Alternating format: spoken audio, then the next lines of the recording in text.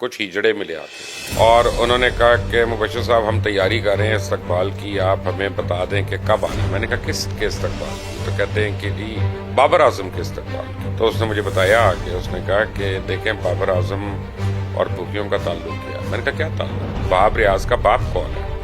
عمر اکمل کا سسر کون ہے؟ وسیم اکرم کا بھائی کون ہے؟ کیا آپ ان ساروں کو جانتے نہیں ہیں؟ پھر انضمام کن کن کے لیے کام کرتے ہیں؟ تو سڈنلی آپ پاکستان میچ ہار گیا افغانستان سے، اور وہ اس میں ہمیں کیا پتا کس کس نے بیٹ لگائی ہے، کون کون حکمی. پھر کوئی سوچ سکتا تھا کہ نیدرلینڈ سے ہار جائے گا پاکستان؟ ہار گیا پاکستان. کوئی سوچ سکتا تھا کہ پاکستان آئرلینڈ سے ہار جائے گا؟ ہار گیا پاکستان. یہ ورلڈ چیمپئن ٹیم ہے، کوئی نارملی شانپورہ کی ٹیم نہیں ہے. کوئی سوچ سکتا تھا اس ورلڈ کپ امریکہ سے ہار جائیں گے ہم، جو زندگی میں پہلا آ کے میچ کھیل رہے ہیں. السلام علیکم، آپ دیکھ رہے ہیں مبشر لقمان یوٹیوب چینل. میرا نام مبشر لقمان ہے اور ایک دن کے گیپ سے کر رہا ہوں ویلاگ. تو میں نے آپ کو یہ بات نہیں بتائی تھی، کل کے ویلاگ میں ہو نہیں سکتی تھی کہ عید سے 2 دن پہلے میں نے ایک چینل جوائن کیا، ٹیلی ویژن چینل. تو ابھی وہ شروع نہیں ہوا، تو وہاں پہ میں گیا ہوا تھا تو میاں ہاسپٹل کی سائٹ پہ ان کے آفس میں. تو میں وہاں سے باہر نکل رہا تھا تو مجھے کچھ ہجڑے ملے آ کے، اور انہوں نے کہا کہ مبشر صاحب ہم تیاری کر رہے ہیں استقبال کی، آپ ہمیں بتا دیں کہ کب آنا ہے. میں نے کہا کس کے استقبال کی؟ تو کہتے ہیں کہ جی بابر اعظم کے استقبال کی اور پاکستان کی کرکٹ ٹیم کے استقبال کی، اور ہم نے جس طرح ان کا استقبال کرنا ہے پھر ایئرپورٹ پہ، وہ پھر دنیا دیکھے گی اور پوری دنیا دیکھے گی کہ ہجڑے کیسے استقبال کرتے ہیں. تو مجھے ایک دفعہ شیخ رشید احمد نے کہا تھا، ان کو کسی سے شکایت ہوئی تھی ایک فی میل سے. میں نے اس کا انٹرویو کیا تھا، اس نے شیخ صاحب کے متعلق کو بات کہہ دی. تو میں نے شیخ صاحب نے پھر مجھ سے بڑا گلا کیا. تو میں کہا چلیں شیخ صاحب وہ دیکھو لو انہوں کہنے ایسی تھی تیسی، کیوں انہوں نے کیا ہے غلط گل؟ تو شیخ صاحب کہتے ہیں نہیں نہیں ادھر نہیں جانا. میں کہا کیوں؟ کہتے ہیں ہجڑے بڑے خطرناک ہوندے نے، انہاں دی گالاں عورتاں لی کٹ دینے تے ہاتھ انہاں دے مرداں لے ہوندے نے. تو شیخ رشید کی جو وزڈم تھی یہ مجھے عید سے 2 دن پہلے سمجھ آ گئی تھی کہ یہ جو استقبال کرنا چاہ رہے ہیں بابر اعظم اور کرکٹ ٹیم کا، وہ کیا استقبال ہو سکتا ہے. میں خیال ہے ان کو ہی پتہ چل گیا. پاکستان کی قومی ٹیم جو ہے وہ کل سے روانہ تو ہو چکی ہے پاکستان کے لیے، لیکن صرف 6 لوگ آ رہے ہیں. باقی لوگ جو ہے اب 6-7 دن کے لیے امریکہ ہی رک گئے ہیں، انکلوڈنگ بابر اعظم. وہ بھی کئی دن رکے ہوئے ہیں وہاں پہ. کچھ دبئی آئیں گے، یہ ایمریٹس کی فلائٹ 601 سے دبئی آئیں گے، اور وہاں سے الگ الگ فلائٹیں لے کے اپنے اپنے ہوم ٹاؤن جا رہے ہیں جو آ رہے ہیں، تاکہ ایک جگہ پہ آئیں ہی نہ اور کسی کو پتہ ہی نہ چلے، اور جاتے ہی اپنا منہ لپیٹ کے اپنے اپنے کمروں میں سو جائیں. خیر یہ تو ہوگی بات. لیکن اب جو انکشافات ہو رہے ہیں وہ چڑیل بھی بڑی ایکٹیو ہوئی ہوئی ہے آج کل، ہر جگہ جا رہی ہے، لے کے آ رہی ہے. عید بھی ملنے گئی تھی کچھ لوگوں کو. تو اس نے مجھے بتایا کہ اس نے کہا کہ دیکھیں بابر اعظم اور بھوکیوں کا تعلق کیا. میں نے کہا کیا تعلق ہے؟ انہوں نے کہا باب ریاض کا باپ کون ہے؟ عمر اکمل کا سسر کون ہے؟ وسیم اکرم کا بھائی کون ہے؟ کیا آپ ان ساروں کو جانتے نہیں ہیں؟ پھر انضمام کن کن کے لیے کام کرتا ہے؟ سایہ کارپوریشن نے کیسے بلیک میل کیا سب کو؟ اور اب وہ چمک چلو جو آئی ہے نئی وارداتی جو ہے، اظہر محمود ہی اس کا بتا سکتا ہے کہ وہ کہاں سے اس کو ملی تھی. اور وہ اب جو درجنوں کھلاڑیوں کو سائن اپ کر رہی ہے تو وہ کیا چکر ہے؟ اور اس ساری چیزوں میں چڑیل نے کہا مجھے کہ آپ کو پتہ ہے کون کی فگر ہے؟ میں نے کہا کون ہے کی فگر؟ انہوں نے کہا مشتاق صاحب. میں نے کہا مشتاق جو مشی ہمارے لیگ اسپنر، وہ تو بڑے اچھے آدمی ہیں، داڑھی والے آدمی ہیں. میں تو ان کو ابھی لاسٹ ٹائم ملا تھا گلوریا جینز پہ یا کہیں پہ موقع پہ، مجھے نہیں یاد. تو وہ ایک دم سے کافی نہیں پی، انہوں نے روک لیا. انہوں نے کہا جی پہلے میں نماز پڑھوں گا پھر میں کافی پیوں گا. میں کہا وہ تو اس طرح کے آدمی ہیں. تو چڑیل کہتی بس میرا منہ نہ کھلوائیں، وہ یہ تو آپ لوگوں کو دکھانے کے لیے ہے، تو جو پیچھے کرتوت ہیں وہ تو ہمیں پتہ ہے. میں نے کہا اچھا. کہتی ایکچولی یہ سایہ کارپوریشن کا مین ریکروٹر تھا، کیونکہ یہ سلیکٹر تھا. اور جب یہ کسی لڑکے کو دیکھتا تھا ذرا اچھا پرفارم کر رہا ہے، سایہ والوں کو کہنا اس کو سائن کر لو، اس کو سائن کر لو. انہوں نے پتہ نہیں 100 150 200 کتنوں کو سائن کر لیا. ان کو پتا تھا ان میں سے کچھ تو کھیلیں گے. چیف سلیکٹر ان کو بتا رہا ہے، مین سلیکٹر ان کو بتا رہا ہے کہ جو پاکستان کے لیے کھیلے گا پھر اس کو ہم کیسے مینیپولیٹ کریں گے. تو سٹا ہوتا ہے. اب وہ چاہے آئی پی ایل ہو، چاہے پی ایس ایل ہو، چاہے کہیں پہ کوئی کرکٹ ہو، آپ کو یقین آئے یا آپ کو نہ یقین آئے، آپ کا مسئلہ ہے، میرا نہیں ہے. پورا سٹا ہوتا ہے. بہت سی گیمز آپ کی جو ہے فلی بکڈ ہوتی ہیں. تو آئی سی سی میں بھی سٹا ہوتا ہے. جب لوگ سوچتے ہیں کہ جی اب میرے تو صرف 1 سال کی کرکٹ رہ گئی ہے یا 2 سال کی کرکٹ رہ گئی ہے, تو پھر ایک ایسی ٹیم سے ہار جاتے ہیں جس میں آڈز جو ہیں وہ مے بی 100-1 ہوتے ہیں. میں آج سے اتنے عرصہ پہلے کو سوچ سکتا تھا کہ افغانستان پاکستان کو ہرائے گا, تو اب بکیز نے اس کا ریٹ لگایا ہوا ہے کہ جی 80 پیسے. اب یعنی اگر آپ نے افغانستان پہ بیٹ کی تو آپ کروڑ پتی 1 لاکھ روپیہ لگا کے, تو سڈنلی آپ پاکستان میچ ہار گیا افغانستان سے.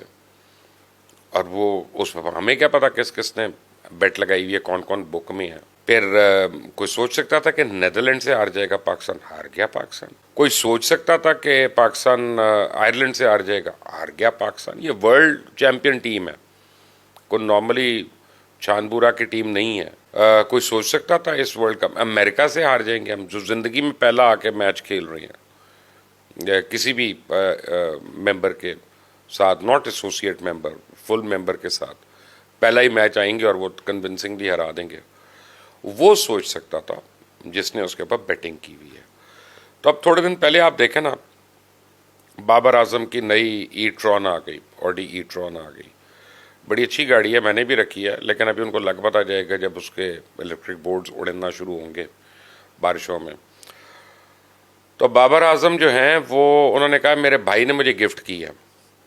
تو کل سے میں لگا ہوا تھا کہ ان کا بھائی کرتا کیا ہے, کہ اپنے بھائی کو 7-8 کروڑ کی گاڑی اگر وہ گفٹ کر رہا ہے تو بڑا اچھا کو کام کر رہا ہوگا. تو پتہ چلا ٹھینگا کرتا ہے. تو میں نے کہا یہ کہاں سے آ گئی بھائی گاڑی؟ تو چڑیل نے کہا کہ آپ امریکہ سے میچ ہاریں گے تو گاڑیاں نہیں آئیں گی, آپ افغانستان سے میچ ہاریں گے, نیدرلینڈ سے ہاریں گے, آئرلینڈ سے ہاریں گے تو آپ کے ڈی ایچ اے میں گھر نہیں آئیں گے, آپ کے آسٹریلیا میں پلاٹ نہیں آئیں گے, آپ کے دبئی میں اپارٹمنٹ نہیں آئیں گے, تو اور کہاں کس کے آئیں گے؟ تو میں نے کہی تو بڑی اسٹرانگ ایلیگیشنز ہے چڑیل, تم کن کے بارے میں کہہ رہی ہو؟ کہتی سب کے بارے میں, سب کو پتہ ہے کہ پاکستان ٹیم میں کون کون بکی ہے, کون کون بکیوں کا بندہ ہے, اور کس طرح سایہ کارپوریشن نے ان ساروں کو یوز کیا بورڈ کو بلیک میل کرنے کے لیے. بورڈ کے گھٹنے ٹیک دیے. بورڈ کے کیسے گھٹنے ٹیکے؟ کہ پچھلا ورلڈ کپ ہو رہا تھا انڈیا میں, 8 پلیئرز نے کہہ دیا ہم نے تو کرنا ہی نہیں, اور باقی جو پلیئرز تھے ان کو انہوں نے کہا کہ ہم جو سٹینڈ لے رہے ہیں تم ہمارے ساتھ رہنا, تمہاری بھی پے بڑھے گی. سب نے اپنے کانٹریکٹ کرا لیے, 50 لاکھ 60 لاکھ, پھر انڈورسمنٹس, اور پھر گیٹ منی, اور پھر شیئر منی, اور اسپانسر منی, اور یہ وہ کرا لیا. یہ 6-7 کا ٹولہ جو تھا 8 کا ٹولہ. تو باقی لوگ ہاتھ ملتے رہ گئے. اینڈ میں افتخار نے پوچھا بھائی وہ ہمارے کانٹریکٹس کا کیا ہوا؟ تو بڑے آرام سے کپتان نے کہا مجھے کیا پتا, ہم نے تو اپنی بات کر رہے تھے, یا تو تم لوگوں نے سائن کیا ہوتا ہمارے ساتھ. ان کا ہمیں تو آپ نے روکا تھا, تو ہم تو اس لیے انکار کر رہے تھے. ان کا بس وہ ابھی یہ ہو گیا, پھر دیکھیں گے بعد میں. ٹیم میں گروپنگ وہاں سے شروع ہوئی, ٹیم میں لڑائیاں وہاں سے شروع ہوئیں. پہ شاہین افریدی کو جس طرح بابر نے ہٹوایا, تو پھر شاہین افریدی اکیلا تھوڑی ہے, اس کے پیچھے شاہد افریدی بھی ہے, وہ پوری ایک لابی ہے, اور اس کا ایک کرزما ہے, اس کا وہ ایک سٹار ہے. تو وہ سارا چلا. تو پھر بابر اعظم نے کیسے چلنا تھا؟ شاہین افریدی جو تھا, اب اس کی انجری کے بعد کم بیک میں اس کی پرفارمنس بڑی کمپلیکیٹڈ تھی, اسے پرفارم نہیں ہو رہا تھا, گیند صحیح نہیں ہو رہی تھی. تو فوری طور پہ انہوں نے کہا کہ جی محمد عامر کو لے آؤ, اماد کو لے آؤ. اور یہ وہی محمد عامر ہے جس کے متعلق شاہین افریدی کہتا میں مر جاؤں گا اس چور کے ساتھ نہیں ٹیم میں بیٹھوں گا. یہ وہی تھا. اب وہی سارے کہنا شروع ہو گیا, محسن نقوی کو جا کے بتا رہے ہیں تھرو وہاب ریاض, وہ بھی بکی کا بیٹا ہے, یاد رکھیے گا.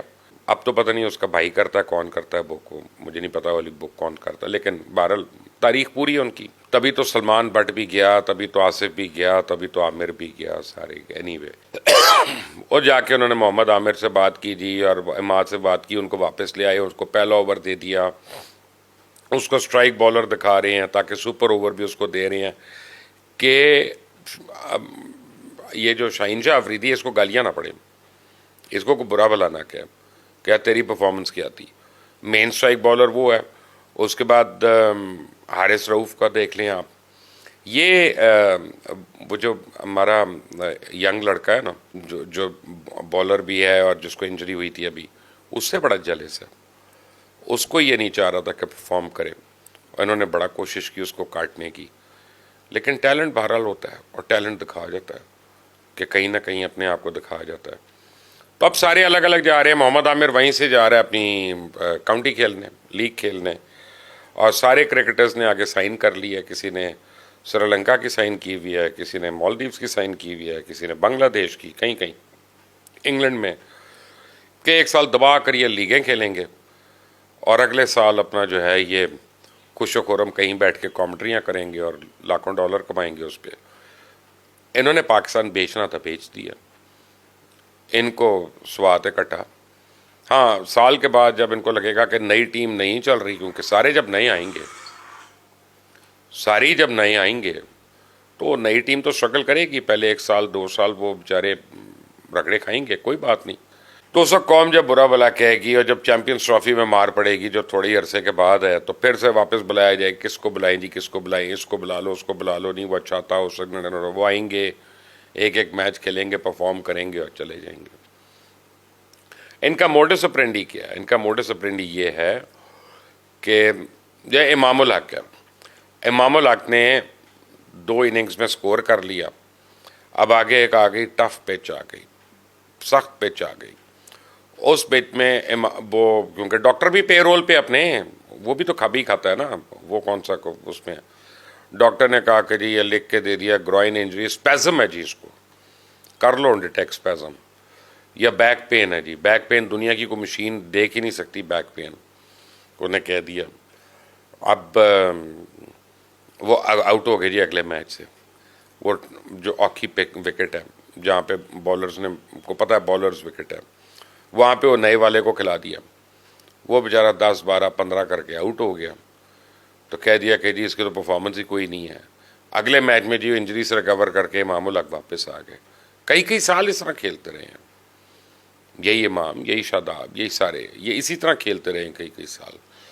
جس میں بابر بھی ملوث ہے, جس میں انضمام الحق بھی ملوث ہے, جس میں مشتاق بھی ملوث ہے, جس میں ثقلین مشتاق بھی ملوث ہے, جس میں یہ سارے لوگ ہیں.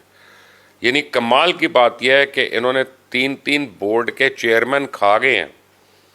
ان کی کرپشن وہیں پہ کھڑی ہوئی ہے. یعنی چیئرمین کرکٹ بورڈ جو ہے وہ ان کے یعنی کرپٹ لوگوں کے اور بھوکیوں کے ایکوں کے سامنے نہیں کھڑا ہو سکا. اور پھر کیا ہوا کہ ایک کو جب نکالا رمیز کو, رمیز نے جا کے بابر کے حق میں سٹیٹمنٹس دینی شروع کر دی, تاکہ بابر کے جو پوری ٹرولز کی ٹیم ہے وہ رمیز کے لیے بڑی اچھی باتیں کرے اور لوگ کہیں کہ جی رمیز کو ہی لے آؤ, چیئرمین پی سی بی واپس لے آؤ.